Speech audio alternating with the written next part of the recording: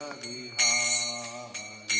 Jaya Radha Madhava Kunja Bihari Jaya Radha Madhava Kunja Bihari Jaya Radha Madhava Kunja Bihari Jaya Gopi Jana Vallabha Shrimadbhagavatam Jaya Gopi Jana Vallabha Shrimadbhagavatam Jaya Gopi Jana Vallabha Shrimadbhagavatam Jaya Gopi Jana Vallabha Shrimadbhagavatam Yashodanandana Braja Jana Ranjana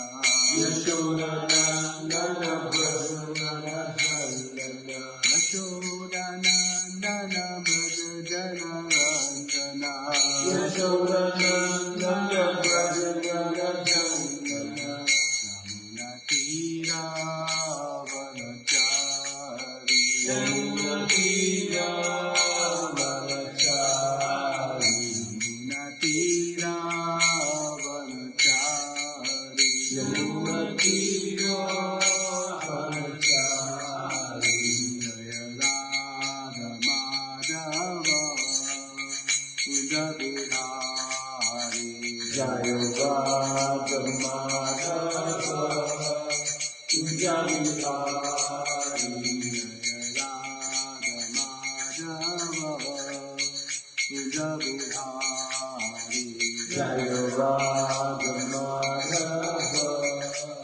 Kunja Bihari Krishna Hare Krishna Krishna Krishna Hare Hare Hare Rama Hare Rama Rama Rama Hare Hare Hare Krishna Hare Krishna Krishna Krishna Hare Hare Hare Rama Hare Rama Rama Rama Hare Hare Hare Krishna Krishna Krishna Hare Hare Hare Rama Hare Rama Rama Rama Hare Hare Hare Krishna Hare Krishna Krishna Krishna Hare Hare Hare Rama Hare Rama Rama Rama Hare Hare Hare Krishna Krishna Krishna Hare Hare Hare Rama Hare Rama Rama Rama Hare Hare Hare Krishna Hare Krishna Krishna Krishna Hare Hare Hare Rama Hare Rama Rama Rama Hare Hare Jaya Radha Kunja Bihari Radha Kunja Bihari Jaya Radha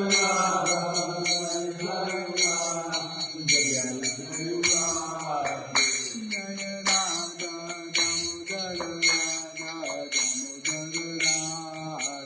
Jaya Radha Damodara Radha Damodara Radhe Jaya Radha Jaya Radha Jaya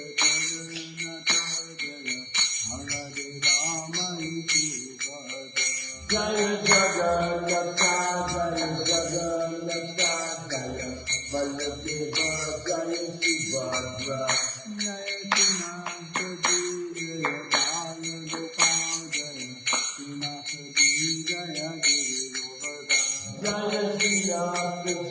Jaya Ballabha Jaya Srinath Jaya Vibhupada Jaya Gaura Nitai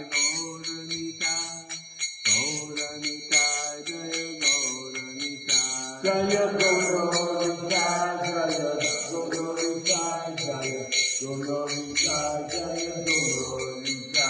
Jaya Prabhupada, Jaya Prabhupada, Jaya Prabhupada, Jaya Prabhupada. Jaya Prabhupada, Jaya Prabhupada, Jaya Prabhupada, Jaya Prabhupada.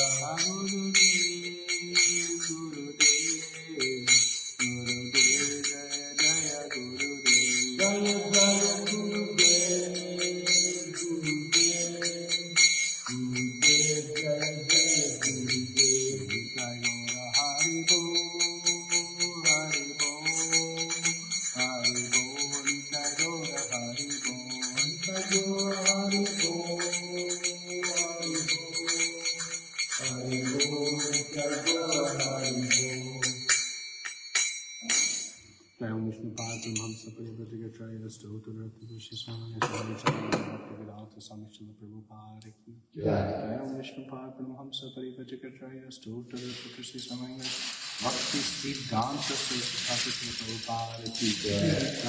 Shrimadbhagavatam ki Shakoti Vaishnavinda ki Rama Veda Bhaktivinda ki Tagore Vimanan.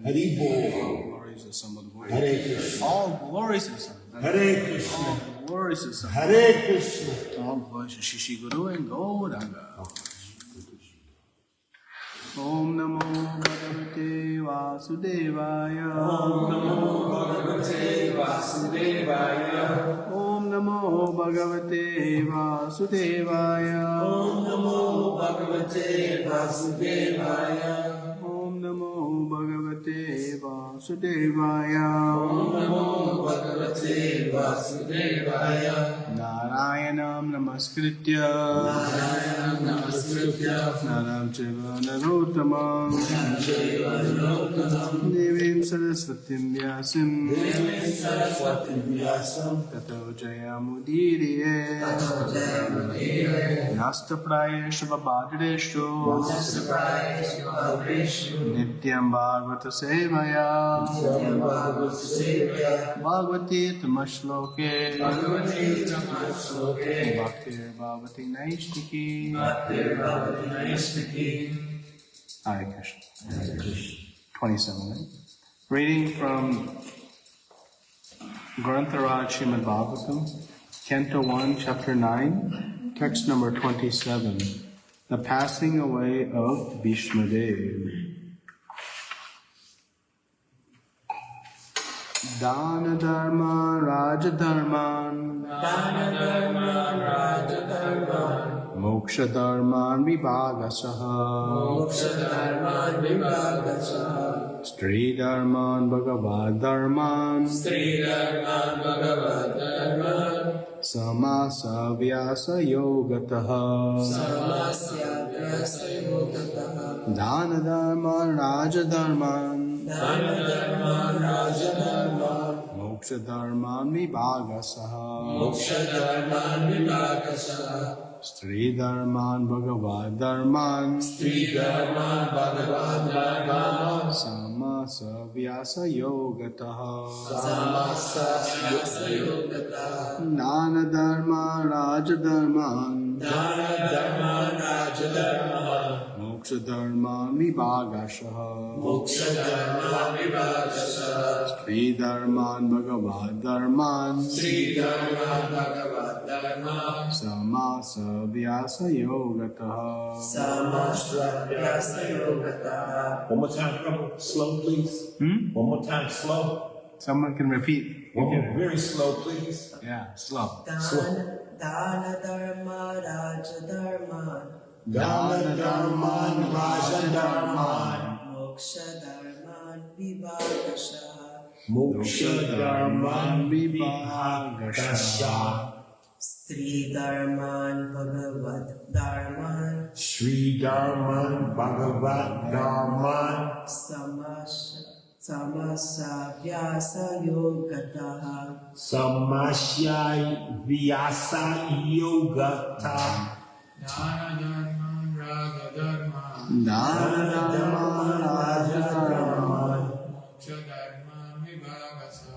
Moksha Dharma Vibhagasa Sri Dharma Bhagavad Dharma Samasya Vyasa Yogata. You try it, Prabhu? Dana Dharma Raja Dharma Dana Dharma Raja Dharma Moksha Dharma Vibhagasha Moksha Dharma Vibhagasha Sri Dharma Bhagavad Dharma Sri Dharma Bhagavan Dharma Samasya Vyasa Yogata. Samasa Vyasa Yogata. Dana Dharman, the acts of charity. Raja Dharman, pragmatic activities of the king. Moksha Dharman, the acts for salvation. Vibhagasha, by division. Three Dharma, duties of women. Bhagavad Dharma, the acts of devotees. Samasa, generally. Vyasa, explicitly. Yogata, by means of. Translation and purport. By His Divine Grace, Abhayacharya Bhakti Vedanta, Swami Srila Prabhupada Ki Jai. He then explained by divisions acts of charity, the pragmatic activities of kings, and activities for salvation. Then he described the duties of women and devotees, both briefly and extensively. Please repeat. He then explained by divisions acts of charity, the pragmatic activities of a king, and activities for salvation. Then he described the duties of women and devotees, both briefly and extensively. Purport. It's a long purport, so just bear in. To give charity is one of the householder's main functions, and he should be prepared to give charity at least 50% of his hard-earned money. A brahmachari or student should perform sacrifices, a householder should give charity, and a person in retired life or the renounced order should practice penance and austerities. These are the general functions of all the ashrams, or orders of life, on the path of self-realization. In the brahmachari life, the training is sufficiently imparted so that one may understand that the world and property belongs to the Supreme Lord, the personality of God, and no one therefore can claim to be the proprietor of anything in the world. Therefore, in the life of a householder, which is sort of a license for sex enjoyment, one must give in charity for the service of the Lord. Everyone's energy is generated or borrowed from the reservoir of energy of the Lord. Therefore, the resultant actions of such energy must be given to the Lord in the shape of the transcendental service for Him. As the rivers draw water from the sea through the clouds and again down to the sea, similarly, our energy is borrowed from the Supreme Source, the Lord's energy, and it must return to the Lord. That is the perfection of our energy. The Lord, therefore, in the Bhagavad Gita 9:27 says that whatever we do, whatever we undergo as penance, whatever sacrifice, whatever we eat, and whatever we give in charity must be offered to the Lord, to Him, the Lord. That is the way of utilizing our borrowed energy. When our energy is utilized in that way, our energy is purified from contamination of material iniquities. Thus we become fit for our original nature, natural life of service to the Lord. Raja Dharma is a great science. Unlike modern diplomacy for political supremacy, the kings were trained systematically to become munificent and not merely tax collectors. They were trained to perform different sacrifices only for the prosperity of the subjects. To lead the prajas to the attainment of salvation was the duty of the king. The father, the spiritual master, and the king are not to become irresponsible in the matter of leading their subjects to the path of ultimate liberation from birth, death, old age, and disease. When these primary duties are properly discharged, there is no need of government of the people by the people. In the modern days, the people in general occupy the administration by strength of manipulated votes, but they are never trained in the primary duties of the king, and that is also not possible for everyone. Under the circumstances, the untrained administrators play havoc to make subjects happy in all respects. On the other hand, these untrained administrators gradually become rogues and thieves and increase the taxation to finance a top-heavy administration that is useless for all purposes. Actually, the qualified brahmanas are meant to give the direction to the kings for proper administration in terms of scriptures, like the Manusamhita and Dharmashastras of Parashara. A typical king is the ideal of the people in general, and if the king is pious, religious, chivalrous, and munificent, the citizens generally follow him. Such a king is not a lazy, sensuous person living at the cost of the subjects, but always alert to kill thieves and dacoits. The pious kings were not merciful to dacoits and thieves in the name of nonsensical ahimsa, non-violence. The thieves and dacoits were punished in an exemplary way, so that in the future no one would dare commit such nuances in an organized form. Such thieves and dacoits were never meant for administration as they are now. Wait. I just want to reread that lesson. The whole thing, probably, from the beginning. Such thieves and dacoits were never meant for administration as they are now. So much insight. Oh my goodness. Brilliant. And to not really truly know the government of the country, inside and out. The taxation law was simple. There was no force, no encroachment. The king had a right to take 1/4 of the production made by the subjects. The king had a right to claim of 1/4 of one's allotted wealth. One would never grudge parting with it because due to the pious king and religious harmony, there were enough natural wealth, namely grains, fruits, flowers, silk, cotton, milk, jewels, minerals, etc. And there was no one materially unhappy.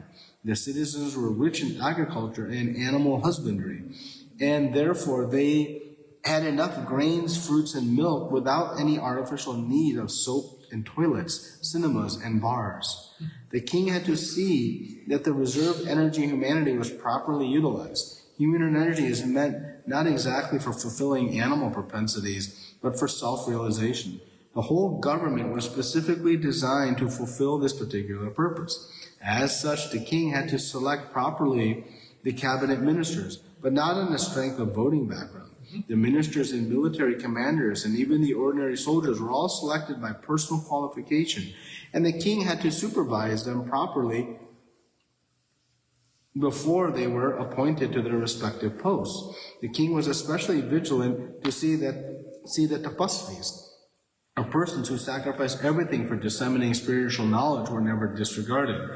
The king knew well that the Supreme Personality of Godhead never tolerates any insult to his unalloyed devotees. Such tapasvis were trusted leaders, even of the rogues and thieves, who should never disobey the orders of the tapasvis. The king would give special protection to illiterates and helpless and widows of the state. Defense measures were arranged previous to any attack by the enemies. The taxing process was easy, and it was not meant for squandering, but was for strengthening the reserve fund. The soldiers were recruited from all parts of the world, and they were all trained for special duties. As far as salvation is concerned, one has to conquer the principles of lust, anger, unlawful desires, avarice, and bewilderment. To get freedom from anger, one should learn how to forget. To be free from unlawful desires, one should not make plans. By spiritual culture, one is able to conquer sleep. By tolerance, one can conquer desires and avarice. Disturbances from various diseases can be avoided by regulated diets. By self-control, one can be free from false hopes, and money can be saved by avoiding undesirable association. By practice of yoga, one can control hunger, and worldliness can be avoided by culturing the knowledge of impermanence. Dizziness can be conquered by rising up, and false arguments can be conquered by factual ascertainment. Talkativeness can be avoided by gravity and silence, and by prowess one can avoid fearfulness. Perfect knowledge can be obtained by cultivation. One must be free from lust, avarice, anger, dreaming, etc., to actually attain the path of salvation. As far as the women are concerned, they are accepted as a power of inspiration for men. As such, women are more powerful than men. Mighty Julius Caesar was controlled by Cleopatra. Such powerful women are controlled by shyness. Therefore, shyness is important for women. Once this control value is loosened, women can create havoc in society by adultery. Adultery means production of unwanted children, known as Varna Sankara, who disturb the world. The last item taught by Bhishma Deva is a process of pleasing the Lord. We are eternal servants of the Lord, and when we forget this essential part of our nature, we are put into the material conditions of life. The simple process of pleasing the Lord, for householders especially, is to install the deity of the Lord at home. By concentrating on the deity, one may progressively go on with daily routine work. Worshipping the deity at home, serving the devotees, hearing Shrimadbhagavatam, residing in a holy place, and chanting the holy names of the Lord are all inexpensive items by which one can please the Lord. Thus the subject matter was explained by the grandfather to his grandchildren. Om Jnana-timirandasya Jnananjana Shalakaya Chakshura Militam Yena Tasmai Shri Gurave Namah Shri Chaitanya Manobhishtam Sthapitam Yena Bhutale Swayam Rupa Kadamayam Nagati Swapadantikam Vandeham Shri Guru Shri Yuta Parakamalam Shri Gurun Vaishnavamscha Shri Rupam Sagrajatam Saranaranatam Vitam Tam Sujivam Sadvaitam Savadutam Parijana Saitam Krishna Chaitanya Devam Shri Radha Krishna Padan Sagana Lalita Shri Vishakan Vitamscha Hey Krishna Karuna Sindhu Dinabandhu Jagapate Gopesha Gopika Kanta Radha Kanta Namostate Tapta Kanchana Gaurangi Radhe Rindavani Vishvanu Sute Devi Pranamami Haripe Vancha Kalpa Tarubhyascha Krupa Sindhu Bhyevacha Patitanam Pavanebhyo Vaishnavebhyo Namo Namaha Namo Vishnu Padaya Krishna Prastaya Bhutoi Srimate Bhakti Vedanta Swami Namane Namaste Saraswati Devi Gaudavani Putrayane Nishasuni Pasha Tadeshakayane Jai Shri Krishna Chaitanya Prabhu Nityananda Shri Advaita Gadadhara Srimasti Gaura Bhaktavinda Hare Krishna Hare Krishna Krishna Krishna Hare Hare Hare Rama Hare Hare.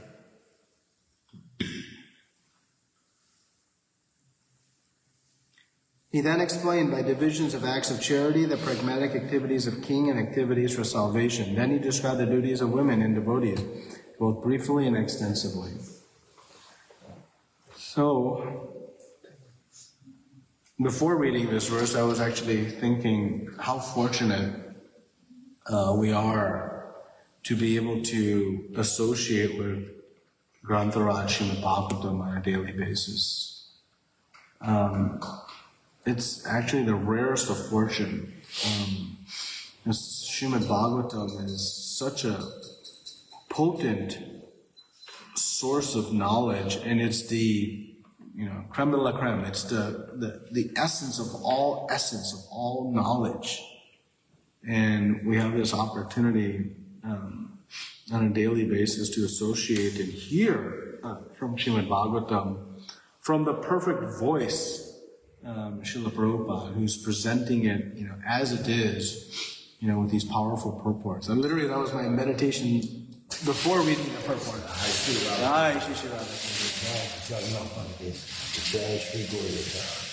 I know I made this comment very early on when we first started this Bhagavatam class with this canto, that the purports in the first canto are Srila Prabhupada's finest work. Okay. He put his heart and soul into these first canto broken up into 3 parts, 3 volumes that we now have as one. This is what he came to the U.S. with. And he was staying at Radha Damodar Temple and under the shelter of Rupa Goswami, and just in intense meditation, really putting this. And he wrote this first canto Shrimadbhagavatam purports in such a way that if he never got to the second canto or anything beyond, nothing would be lost. He made it all-inclusive. And so very, very fortunate that we get to read these purports and study Shrimadbhagavatam together. Prabhupada ends this purport by saying, he's quoting, he didn't directly quote, but he said, worshipping the deity, serving the devotee, hearing Shrimadbhagavatam, residing in a holy place, and chanting the holy names of the Lord are all inexpensive items by which one can please the Lord. So these are the 5 most potent angas of Vaidhi Sadhana Bhakti. Vaidhi Sadhana Bhakti means the practice of bhakti. While we hope for perfection, we have to practice a process that brings out perfection. Right? If you want to learn how to swim nicely, you have to follow a process and then that process will bring out the ability to swim. Similarly, if we want to achieve spiritual salvation, success, there's a formula. It's not up to us to think, this might work, that might work. We don't have to rely on our fallible mind. There's a perfect process. And these 5 processes are the most potent of all the processes. Right? So we know in anything we do, there's some good, better, best. Right? So Rupa Goswami has explained in Bhakti Rasamrita Sindhu that these 5 things, and that's how Srila Prabhupada established the whole morning program. Beyond his, his supreme wisdom was that he put all 5 of these potent angas in our morning program. Serving the deity, we start with Mangalarti. Serving the devotee, worshipping Tulsi Marani, offering our pranams to the devotees. We chant our japa. We read and study Shrimadbhagavatam. And wherever Krishna is the center of all activities is the holy Dham. So coming and doing in the temple makes it the holy Dham. So all 5, and anywhere you go in the world, you'll see the same morning program. Because Srila Prabhupada wanted to maximize our time, to get us the biggest bang for our buck. And this is why I love the word, he said inexpensive. Mm-hmm. Meaning, it's not such an extraordinary investment of our time. Right? Time is money, we say. Right? Chanakya Pandit says, with all the wealth of the world, you cannot buy back a wasted minute. So, again, in Srila Prabhupada's exquisite brilliance, he uses the word inexpensive. I mean, well, I don't have to pay to come to the temple. I don't have to pay to do any of this. No. We are paying with our time. And if we understand that time is our most precious resource, how we spend our time, we're very careful how we spend our money, right? But we should be even more careful how we spend our time. Because this time is what we have the opportunity to decide with the free will we've been given. Am I going to eat nicely, sleep nicely, defend nicely, like an animal propensity? Or am I going to render service to the Lord? And I have those 2 decisions every moment of my life. Okay? And so the wise understand how to use their time very intelligently. So we should be exceptionally discriminate with the use of our time. And that's what we see, the greatest, in any field, what do you see? They're very good with their time. Great businessmen, great even politicians, and of course, who is the most brilliant with his time? Srila Prabhupada. Right. Unbelievable, right? And when we invest our time wisely, actually Krishna reciprocates. And he empowers us to do even more with the time. He gives us that energy, the capacity to do even more. When he sees my child is trying to be sincere with their time, let me remove the obstacles that are nuisances to his life. Sweet. And let me enthuse him with more power. How Srila Prabhupada was able to sleep 2 hours a day is anatomically, biologically, not possible. It's not possible. No doctor will tell you that is good for you. Right? It's actually physically on the material platform impossible. So the only way it happened was by spiritual potency. Is there any other explanation you want to come up with? Was Prabhupada taking some powerful protein shake or something? And at that age. Yeah. At that age, it's impossible. Yeah. It's impossible. So, but the point is that the lesson for us is to be extremely vigilant, maniacal, you can say, with our time. And when we do, then amazing things happen. Amazing things happen. And the best way to spend your time is to start our day with these 5 activities. Mangalarti, worshiping Tulsi Mani, chanting our japa, Shrimadbhagavatam in the temple. It is like the perfection of how to spend our day. So let us discuss this verse.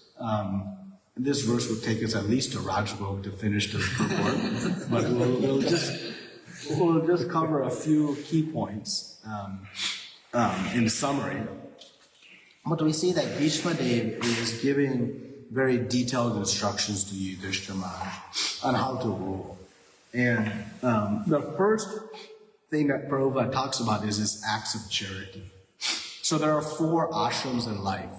Right? There are the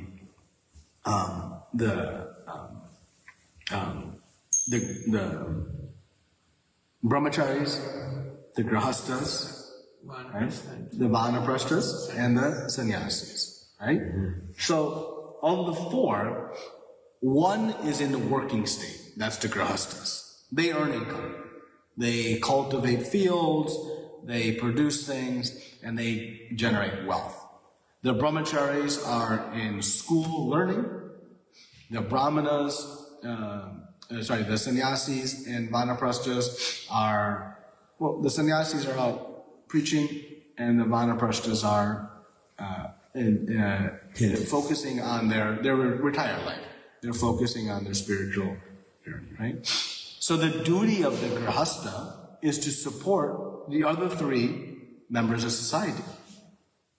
Because there's a fundamental conclusion that Srila Prabhupada is taking us to understand.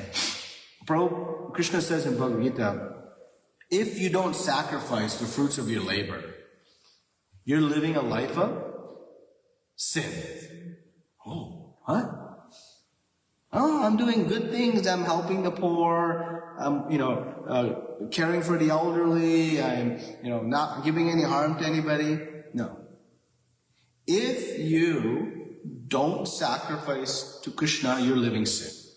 You say, well, that sounds extreme, right? Well, let me ask you a question. If you walk into a grocery store, and you start eating the grapes.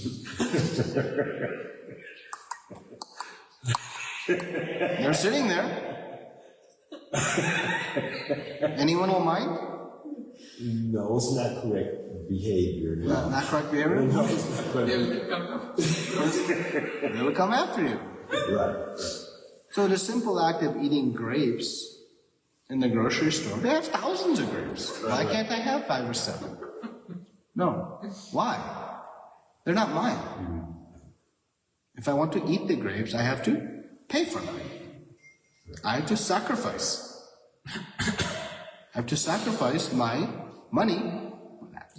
Right? So, because I walked into that store, I didn't have the grapes with me. If I had the grapes in my pocket, and I walk into the grocery store, I'm eating it, any problem with that? No. They're mine. Right? So, we get punished if I start eating the grapes in the grocery store. Logical? Anyone has any objections to that we can call basic human etiquette, right? And we actually want society to work that way. Otherwise we have anarchy. Right? So this is a good system. Okay. So we walked into the grocery store of this world with what? Money. No. What did we come into this world with? Nothing. Oh, nothing. Nothing. Okay. And what are we going to leave this world with? Nothing. So whatever I am so-called creating, I'm creating on someone else's resources. Someone has given me the energy, the intelligence, the oxygen, the raw materials, because I didn't come in with anything. So if I take those and use them only for myself, is that any different than walking in at a grocery store and eating the grapes? No. But because I don't see the real proprietor, I know the proprietor of those grapes is a grocery store owner. But I don't observe who is the proprietor of this planet Earth. It's not me. There is an owner, the person who created it. So if we don't sacrifice the fruits of our labor to the Lord, it's a sin. There'll be repercussions. We have the free will to choose to accumulate resources of this world and try to use them to enjoy our senses. That's our free will. But in doing so, we will face the reactions of that work. Just like I have the free will to go into the grocery store and eat the grapes. But I don't have the free will to choose what the reaction is to that activity. So when we say we must sacrifice, say, that sounds extreme. Oh no, it's very logical. But the beauty is, see, when I go to the grocery store and give grapes, to get grapes, I have to give something, right? I lose something to gain something, right? That's the material formula. I go to the office and work, I lose my time, but I gain some money. So it's a give and get scenario.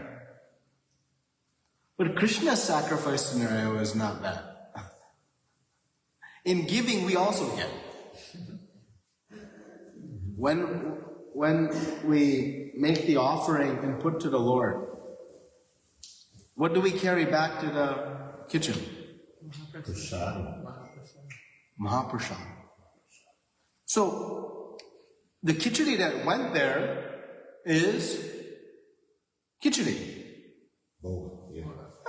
It's rice and dal and some nutrients for the body. So I'm sacrificing to Krishna.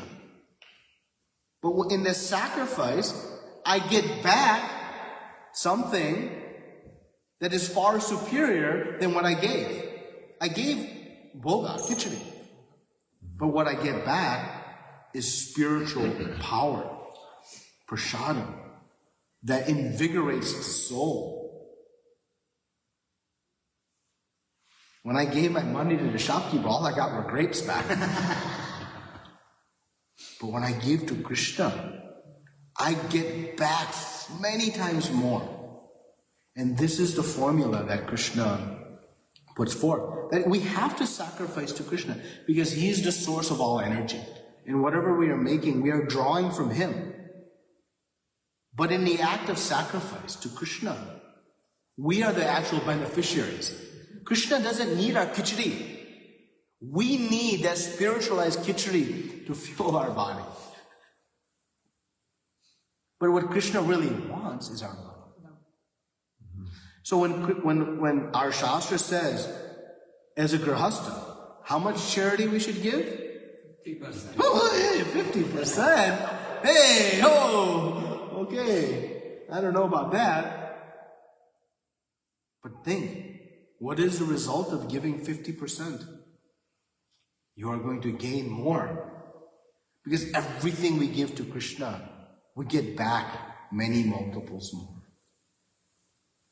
And in reality, how much should we give to Krishna?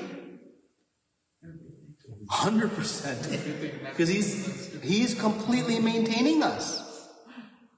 He's completely maintaining us. But Krishna has a very sweet way of looking at our charity. He does not look at what we give to him. He looks at what we keep for ourselves. Right? Somebody might give 1 and somebody might give 10. So who gave more? Somebody who gave 1 or somebody who gave 10? It depends on how much is the remaining.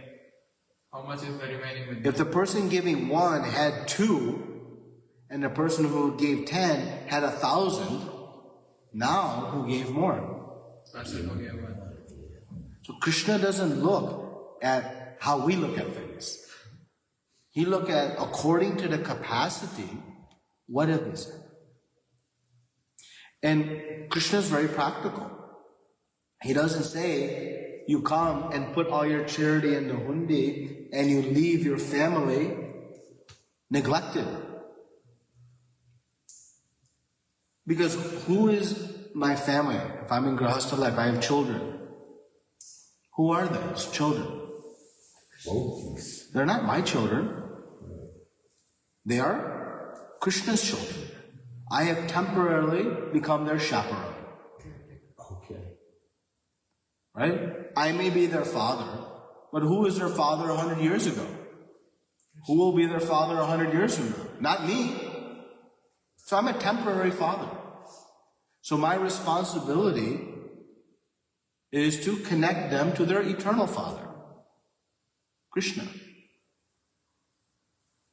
So when I take some of my money and I feed my child, and I'm training my child to connect to their eternal father, that feeding the child is also sacrifice. That's considered charity. Why? Because that's an act in helping connect back to Krishna. So when I think about 50% charity, we say, actually, that's too low. Right? When I build my home, I have to pay a mortgage, I got to pay utilities, I got to pay property tax. But whose home is it? If it's Krishna's home, that's also charity. That's sacrifice. Right? But if my consciousness is this is my home, and Krishna has a small spot in my home, well, then we have a small amount of charity. So it's about consciousness and what we're doing with the fruits of our labor. And as such, according to one's capacity, one should give substantial wealth to the other realms of society. Right? Why we give our money to Krishna? Krishna doesn't need it. He has millions of Lakshmi Devi serving him. He's in Chintamani Dham. A land full of jewels. What's our few hundred, few thousand, few $1 million going to do for him? Nothing.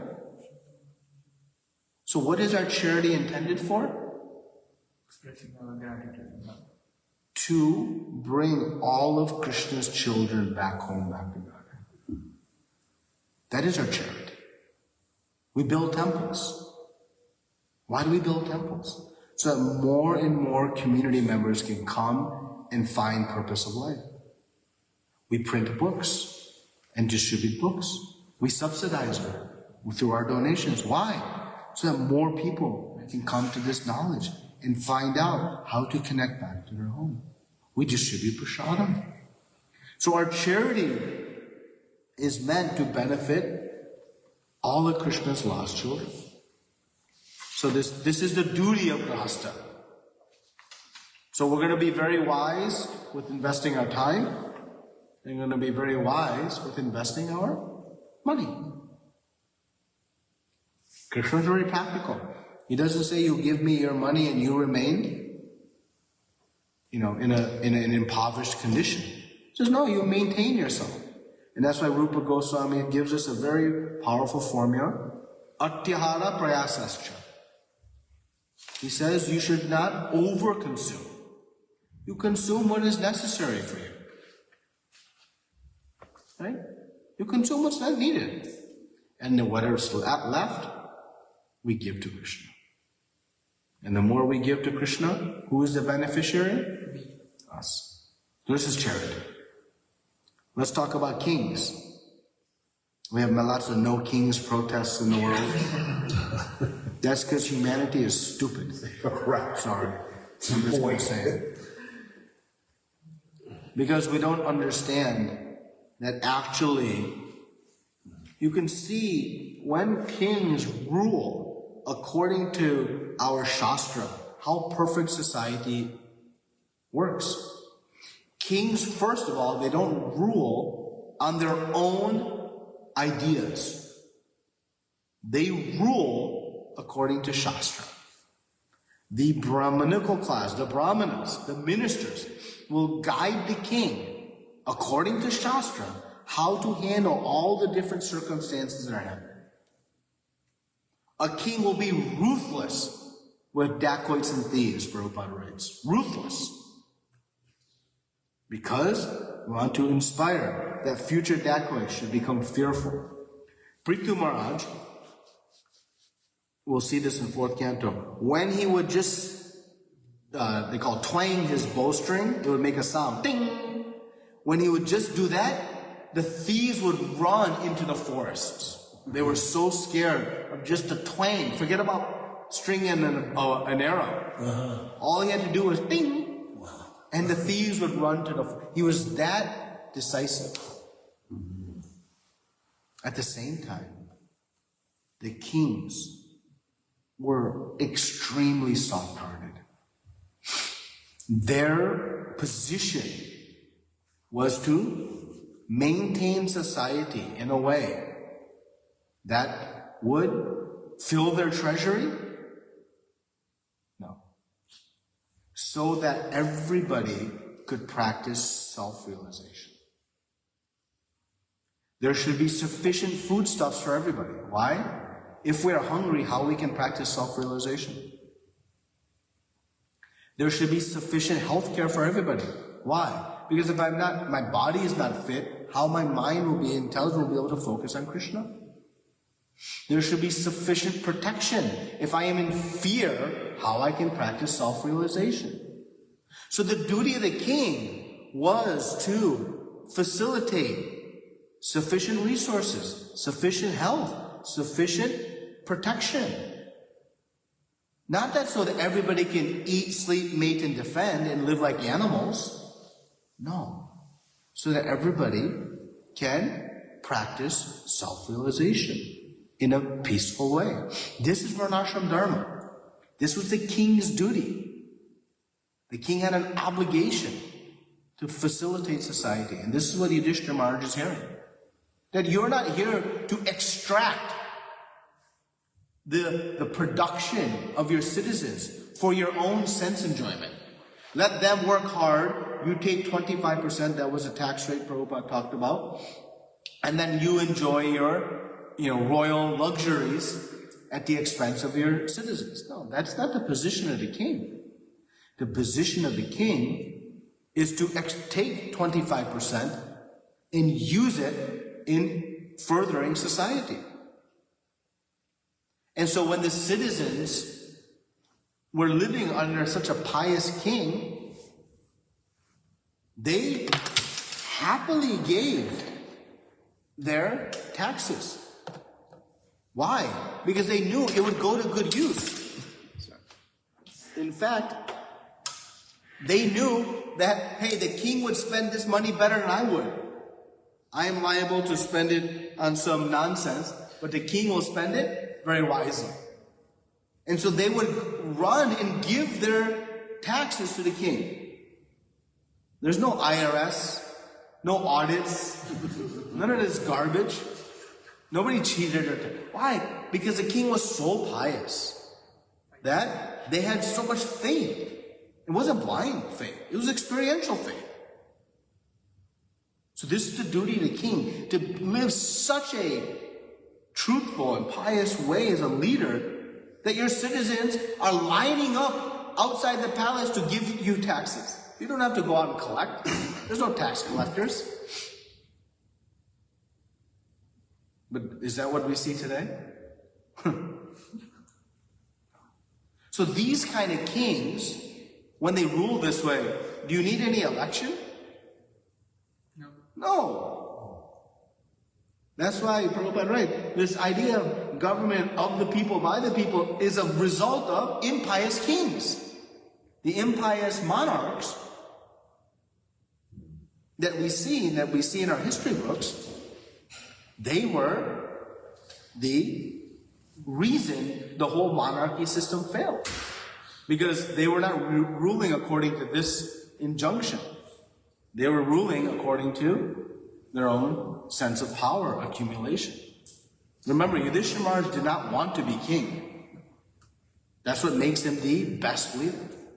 And in Shrimadbhagavatam, we'll see so many kings like this that ruled in such a way. Parikshit Maharaj, Prabhupada writes that the kings performed sacrifices. Not so that they can expand their treasury, but that so their citizens would be benefited. And not Parikshit Maharaj, but Ambrish Maharaj. Ambrish Maharaj did a full year of Nirjala Ekadashi. 1 full year. Why? For the prosperity of the kingdom. And then he waited a whole another year for Duvasa Muni to return. This is how kings were.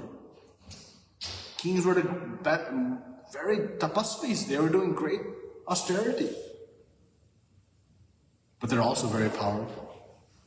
And so our Shastra gives us the perfect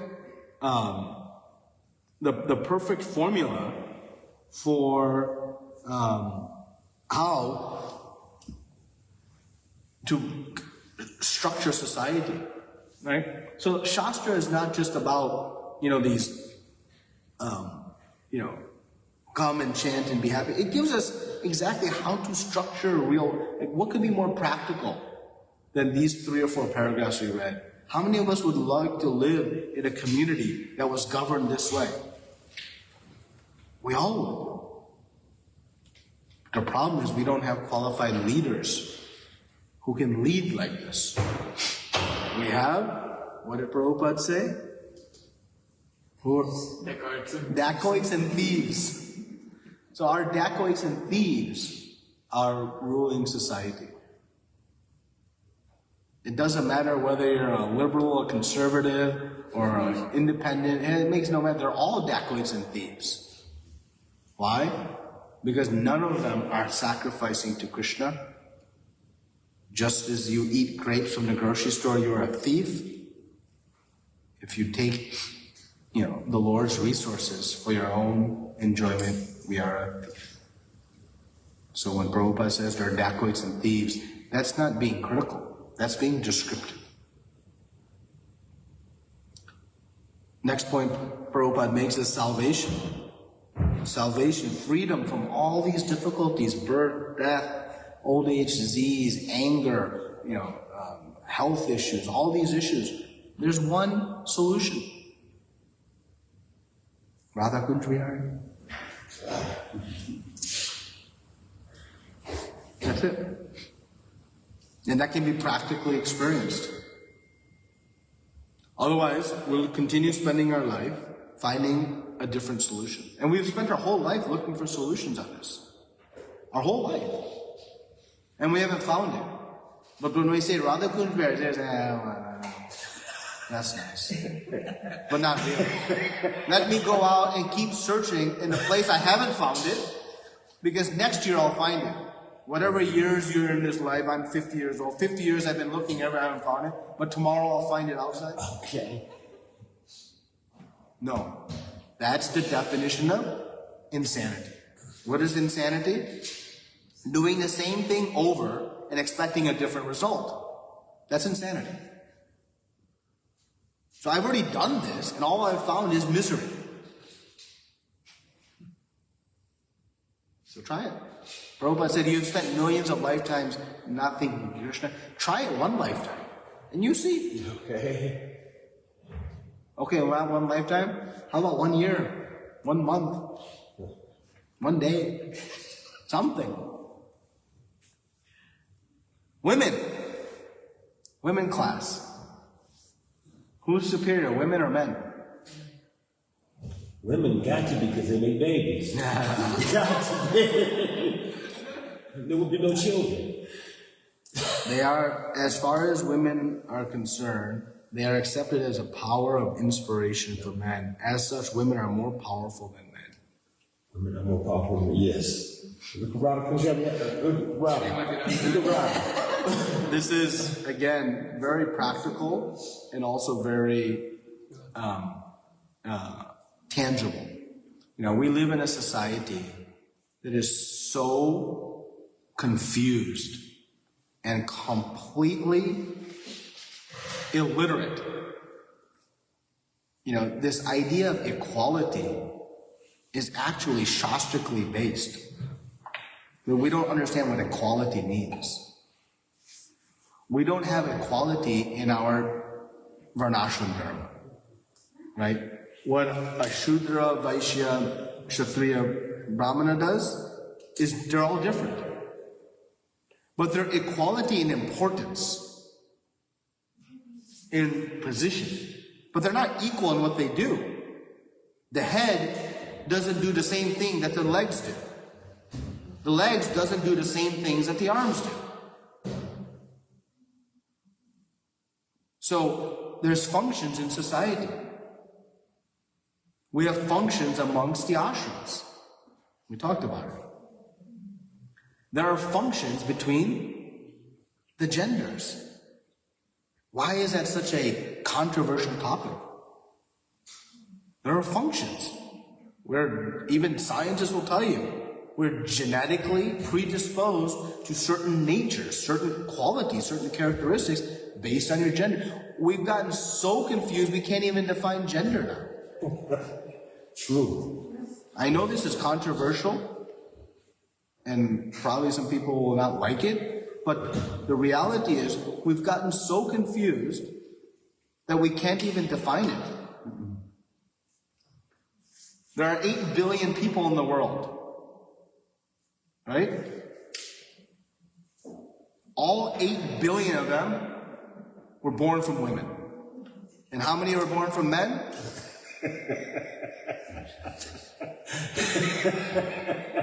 Is it that complicated? No. What is complicated is understanding the role between men and women. And I would sit here and say that just like the monarchies fell because of impious kings, the gender roles fell because of impious men. When men understood that their position, they misunderstood their position and started to exploit women. That's what sparked the issue of the confusion around gender roles. At some point in our journey, we started to say it's more important to have a career than it is to raise a family. If you go back just 300-400 years, right? You had these communities, like kind of Aboriginal communities. Take Native American communities. Why did men go out into the fields and cultivate and hunt? So that they had a really cool LinkedIn profile? No. They were providing facilities for their families at home to raise their family. That work was a means to the end. What was the core? Raising a family. Somehow, as we progressed, careers became more glorious and families became secondary.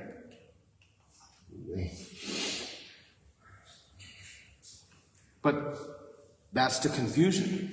Career is only a means to the family. Why there's so much, distress in the world today? Look at the family unit. It's completely destroyed. It's completely destroyed. That's the root cause. And that family unit is built on our Vedic principle of what Grahastha Ashram means. And in Grahastha Ashram, there are important roles. And actually, who has the most powerful role? Women. Women. Men might have the muscles, but women have the emotional strength. And that's a society that functions well.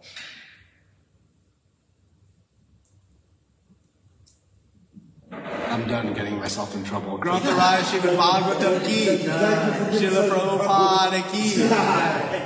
I'm sure there's people lined up gonna be blasting. Don't post this anywhere. Thank you for giving such a good class today. Wow. Yeah, Wow. Thank you so much. Wow. We need that needs to be shown. We need to show this on what you call it. National news? No. National news. Yes, national news.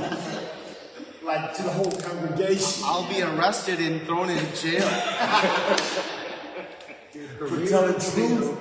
Yeah. This is supposed to be secret, though. Okay.